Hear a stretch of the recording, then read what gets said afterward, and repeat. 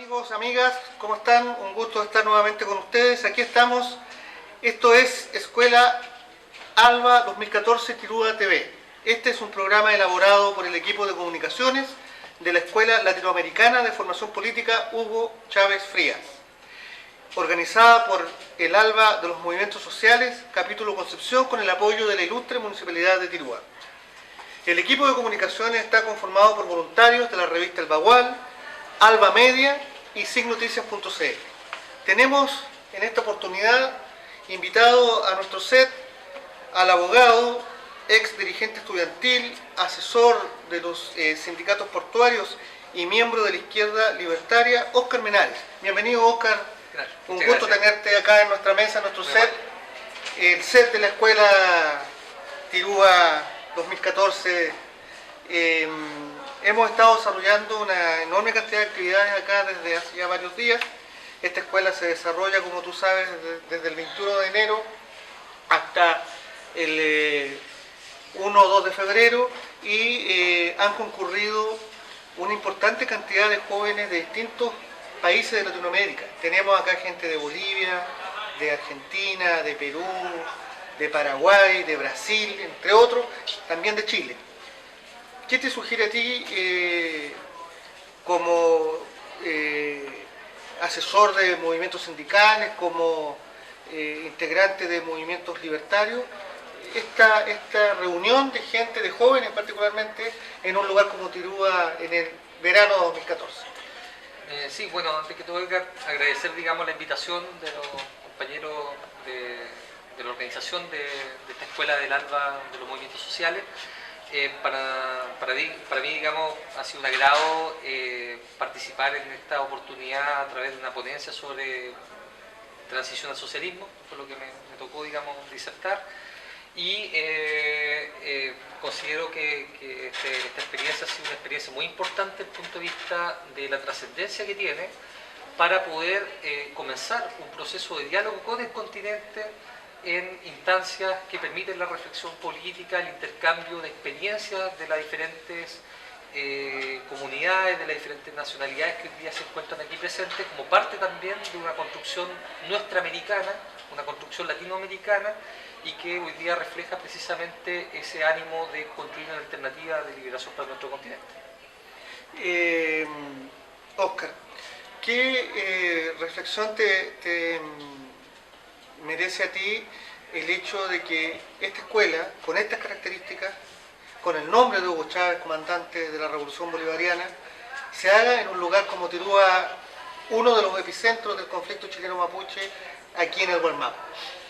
Bueno, el hecho de que se haga una escuela latinoamericana con la participación de compañeros peruanos, paraguayos, brasileños, argentinos, etc., tiene una enorme significancia, toda vez que en estos momentos esta es una zona que se encuentra en conflicto abierto con el Estado de Chile, es un territorio que se encuentra en resistencia y por tanto es cosa de ver el grado de militarización que tiene la zona. Cuando uno se traslada desde Concepción hasta acá, uno va viendo cómo gradualmente va cambiando efectivamente la fisonomía de la estructura, podríamos decir, de los aparatos de seguridad, etcétera, de la organización policial, etcétera. Por tanto, es un acto también de rebeldía, es un acto, yo creo que de profunda solidaridad y amor entre los pueblos latinoamericanos, el hecho de desarrollar una escuela con el nombre de una de las principales figuras que ha permitido también volver a hablar de socialismo en nuestro continente, con una significación que es bastante relevante desde el punto de vista de la audacia con que se ha abordado precisamente desarrollar una escuela en Tirúa, internacional, y haciendo un homenaje precisamente al comandante Hugo Chávez. Plantea precisamente que Chile hoy día tiene que abrirse a la reflexión política que está experimentando el continente y ser parte de ese proceso. Por eso es súper importante, a mi juicio, de que esto se haga en Tirúa. En tu análisis, yendo a Latinoamérica en su conjunto, ¿qué opinión te merece el hecho de que, y relacionándolo con lo que tú señalabas respecto de la militarización de esta zona, En Latinoamérica tenemos como dos bloques, digamos. Por un lado, un grupo de países en los que se avanza en libertades democráticas, en derechos de los pueblos, y por otro lado, un conjunto de países entre los que se encuentra Chile, donde lo que se hace es perfeccionar los aparatos represivos, los mecanismos institucionales para tratar de aplastar a los movimientos sociales. Esta dicotomía, esta situación, ¿cómo la ves tú, cómo la analizas? O sea, fundamentalmente muy sintomático de las condiciones del continente. Hoy día la situación política latinoamericana es una situación inédita en muchos años. Un ciclo político como el que vive Latinoamérica no se había vivido en nuestra patria grande desde lo que fue la experiencia de los 60 y los 70, bueno, en otro momento, en otras circunstancias, y efectivamente hoy día, si bien el movimiento social, por ejemplo en Chile, no mira mucho a lo que pasa, a la experiencia en el exterior, cada vez, digamos, con más inquietud se acerca también a esas expresiones. Lo cierto es que los sectores dominantes del país sí tienen claro, sí tienen efectivamente claridad en que la dominación se encuentra, o su situación, o su estado de control social se encuentra en entredicho en Chile, y por tanto evidentemente la represión recrudece cuando evidentemente existen experiencias en el continente que apuntan hacia una perspectiva que atenta contra sus intereses. Eso es el motivo precisamente por el cual se lanza una ley como la ley Hinz-Peter, que se denomina, ¿cierto? Se mantiene una aplicación sistemática de la ley antiterrorista, se amenaza a los trabajadores portuarios con aplicar la ley de seguridad interior del Estado y se militariza Guarmapu. O sea, eso es sintomático de una situación en que existe una suerte de guerra larvada a nivel social que opera única y exclusivamente para poder inhibir las posibilidades del campo social de poder construir una alternativa, cómo construye el pueblo ecuatoriano, cómo la construye el pueblo cubano, cómo la construye el pueblo boliviano, entre otros pueblos latinoamericanos que han avanzado hoy día un camino precisamente a su liberación. Y eso es precisamente lo que yo creo que es, que refleja precisamente esta situación de represión al campo social o de intento de cooptación. Y en tu opinión, ¿cuáles son las claves que los movimientos sociales de estos países que no han tenido avances democráticos profundos, cuáles son las claves, repito, que estos movimientos sociales debieran considerar para lograr avanzar mucho más de lo que han avanzado hasta ahora? Fundamentalmente, la configuración hoy día del campo social obedece a la existencia de nudos de conflicto suscitado precisamente por dos condiciones, a mi juicio, que son muy relevantes, que son estructurales. Por una parte, la existencia de un modelo, de un patrón de acumulación de capital, un modelo económico que se sustenta sobre la base de la sobreexplotación de la fuerza de trabajo, sobre la base, ¿cierto?, de la privatización de los derechos sociales, y por otra, en términos generales podríamos decir, que además en términos políticos se refleja una reducción del tamaño del Estado, la privatización de empresas públicas, etcétera, todo eso. Y por otra parte, este escenario blindado por una institucionalidad, ¿cierto?, generada en un régimen autoritario, sin participación popular, con estatutos jurídicos específicos, propios de sociedades de contrainsurgencia, como por ejemplo el Código del Trabajo en Chile, que precisamente vienen en ser fermento de un malestar larvado que existe en la sociedad, producto de la inexistencia de posibilidades concretas de acceso a servicios gratuitos, a derechos sociales gratuitos, y por otra parte a un modelo que le ha dado posibilidades de reproducir su existencia material sobre la base del endeudamiento y la sobreexplotación del trabajo. Y esa situación, ese cuadro social, podríamos decir, efectivamente hoy día manifiesta algunos puntos de fuga en movilizaciones estudiantiles, en movilizaciones sindicales, en movilizaciones territoriales, en función precisamente de contener esa avalancha de medidas económicas, de medidas ligadas precisamente a la reproducción del capital, que se manifiesta eso en la privatización de la salud, en la privatización de la educación, en la privatización de los fondos de pensiones, en la sobreexplotación, como habíamos dicho, de los recursos naturales y también todo el impacto ambiental que eso genera para las comunidades. Ese es más o menos el cuadro en virtud del cual precisamente ese movimiento social hoy día se va constituyendo.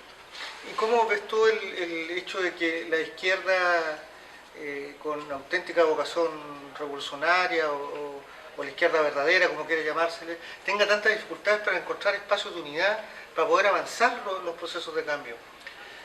Claro, una de las principales dificultades que tiene el campo social hoy día es poder construirse en unidad, ¿ya? Hoy día la unidad del campo social y la unidad del campo político es una tarea trascendental para poder construir una alternativa de mayorías para el país.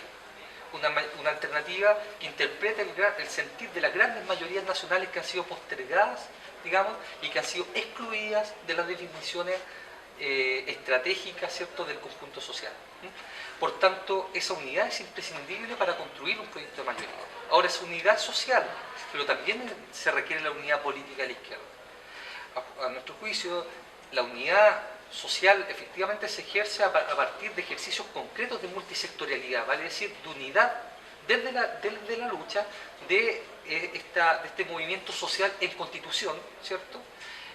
Precisamente para poder construir un programa de transformaciones que opere precisamente en clave socialista, que plantee las nuevas relaciones sociales, nuevas relaciones con el medio ambiente, nuevas relaciones económicas, y por otra parte también la unidad de la izquierda, que permita constituir una franja fortalecida en función de una perspectiva táctica y una perspectiva estratégica de transformación. De esa perspectiva, ¿cómo se debe enfrentar a aquellos sectores más radicales que no están dispuestos a transar ni un centímetro de aquello que califican como sus principios? Cero relación con el Estado, cero relación con las instituciones, todo aquel que llega a ciertos niveles de unidad con otros sectores tildados de traidor, de revisionista. ¿Cómo se enfrenta esas dificultades? Claro, es un tema polémico, porque en el fondo estamos hablando de compañeros, claro, de propuestas políticas, pero eso se enfrenta fundamentalmente con diálogo. O sea, hoy día la izquierda revolucionaria tiene que ofrecerse a sí misma la oportunidad de la palabra, la posibilidad del diálogo político. Nosotros consideramos de que los sectores que evidentemente se van a marginar de ese proceso harán su camino, pero consideramos de que lo fundamental son las voluntades mayoritarias para precisamente llegar a esas mayorías nacionales. Y eso requiere precisamente generosidad política, requiere dotarse los espacios, los momentos para poder desarrollar esos debates. Eso nos lleva, digamos, también a la necesidad de encontrarnos desde la lucha social, construir conjuntamente en lo social las respuestas para nuestra gente, las posibilidades, ¿cierto?, de salida que tiene esta situación política trabada en Chile, como la había relatado, y eso requiere evidentemente espacios de diálogo. O sea, esa es la apuesta, al menos desde la izquierda libertaria podríamos decir, que esa apuesta radica en un proceso de diálogo estratégico de la izquierda. Esa es nuestra voluntad, digamos, respecto del conjunto. ¿Qué importancia le ves tú a la triada trabajadores, territorio, estudiantes en esto? Evidentemente que esos son hoy día los pilares, los puntales del proceso de recomposición del campo popular. Tiene una importancia fundamental en la medida de que también esos sectores van adquiriendo conciencia de la necesidad de transformaciones estructurales. No nos basta un movimiento social que reclame soluciones sectoriales, no nos basta un movimiento social que reclame en el fondo una mayor atención del Estado respecto a sus particularidades. Necesitamos un movimiento social que se haga cargo de las transformaciones, y eso requiere que ese movimiento social dialogue elementos políticos para poder superar esa falsa división entre lo social y lo político. Por tanto, hoy día los sectores la izquierda hoy día su apuesta fundamentalmente es poder construir herramientas también pedagógicas que no asfixien el mundo social en función de debates sobreideologizados, sino que aterrizándolo en función de sus propios niveles de comprensión y de asimilación de los debates políticos, que son los que le van a permitir construirse en alternativa. Porque no puede ser la política relegada a las organizaciones políticas. La política es parte de es poner el problema del poder en discusión. Y son los movimientos sociales los que tienen la palabra. Hoy día creo que ese es el camino que se ha tomado, al menos en Chile. Es muy interesante las iniciativas que se están generando desde las asambleas de territorio, las asambleas populares, el desarrollo de sectores clasistas relevantes hoy día, como el sector portuario, el sector minero, el sector forestal, la banca, etcétera, que empiezan a constituirse hoy día en función de un relato que trasciende, digamos, sus demandas sectoriales. Eso es muy importante.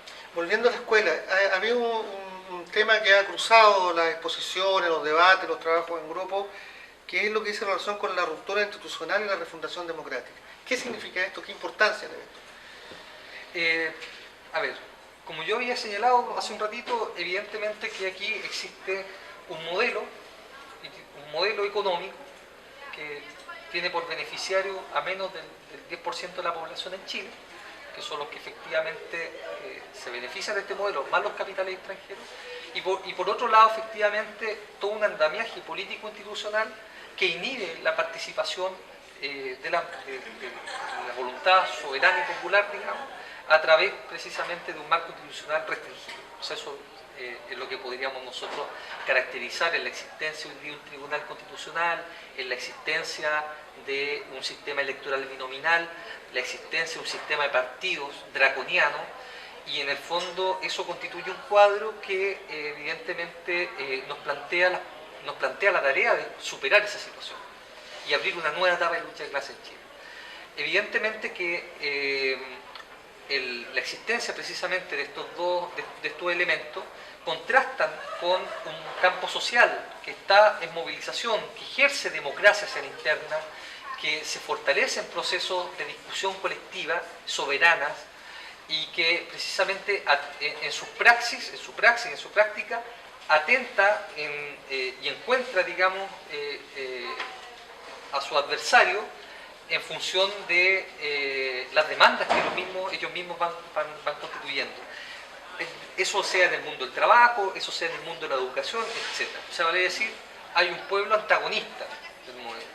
Sin embargo, no existen los canales precisamente democráticos para que esa voluntad mayoritaria que hoy día se refiere, por ejemplo, al 80% de la población por la nacionalización del cobre, o cuando solamente el 10% de la población respalda el sistema de FP, hoy día esas voluntades mayoritarias que rechazan el 90% de la FP, que buscan la nacionalización del cobre o que plantean la educación gratuita, tienen que precisamente constituir los escenarios políticos que permitan superar el marco institucional restringido que existe en Chile.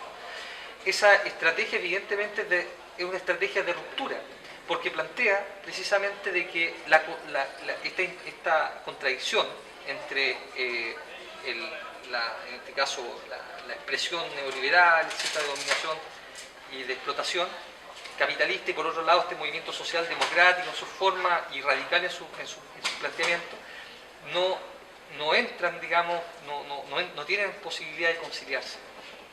Por tanto, el escenario en términos de la resolución de esa contradicción es de ruptura. Ahora, es de ruptura, pero también trae consigo los aspectos nuevos de las relaciones que tienen que irse generando, y en ese sentido el movimiento social hoy día ha construido relaciones sociales nuevas, al menos en términos de sus relaciones. Hoy día la Unión Portuaria habla que no tiene presidente, cuando un medio de comunicación, como por ejemplo Radio Bio Bio, dice el presidente de la Unión Portuaria, tanto rápidamente los trabajadores dicen, nosotros no tenemos presidente, pero aquí lo que existe son voceros. O sea, existe también una suerte de radicalidad democrática profunda en los movimientos sociales, que es expresión de un marco institucional restringido. O sea, la democracia se busca hacia adentro, se vuelve resiliente el proceso y se desarrollan precisamente esos procesos al interior del campo social. Por tanto, el campo social, como no tiene margen de maniobra dentro de la perspectiva institucional, no le queda más remedio que echar mano a la ingobernabilidad política y económica que permita precisamente generar un escenario de apertura democrática en virtud del cual pueda participar organizadamente ese movimiento social amplio que desarrolla los diferentes aspectos tácticos, o de diferentes facetas, digamos, de su despliegue, para precisamente abordar esa nueva etapa de la lucha de clase en Chile con posibilidades de construir un horizonte socialista. Eso es lo que nosotros podríamos denominar construir un movimiento político-social que sea amplio, en función de un programa de transformaciones con componentes socialistas que permita efectivamente, a partir de un diseño, ir avanzando en las diferentes etapas, en los diferentes requerimientos que plantea la lucha de clase en Chile. Perfecto. Esto es Escuela Alba TV Tirúa y es un programa, como decíamos, elaborado por el equipo de comunicaciones de la Escuela Latinoamericana de Formación Política Hugo Chávez Frías, con la colaboración de Revista El Bagual, Alba Media y signoticias.cl. Óscar, para ir terminando, hagamos un poco de futurología. ¿Cómo ves tú el futuro inmediato de Latinoamérica, de Chile? Y finalmente, si quieres hacer alguna última reflexión en función de la experiencia que has tenido hoy día en la escuela. Sí, la futurología, digamos... siempre un desafío. Siempre un desafío, uno tiene que ir proyectando al menos por dónde puede ir la cosa, pero en realidad lo que hoy día, el escenario que enfrenta, a mi juicio, el campo social, es un escenario muy delicado, que requiere un nivel de precisión en las determinaciones que se establezcan, muy bien pensado, en que se requiere adelantar mucho los escenarios, en que no nos puede pillar a contrapelo el proceso hoy día de reformas que está planteando la nueva mayoría, por ejemplo, en Chile, y que requiere precisamente tener claridad desde ya respecto de esas reformas.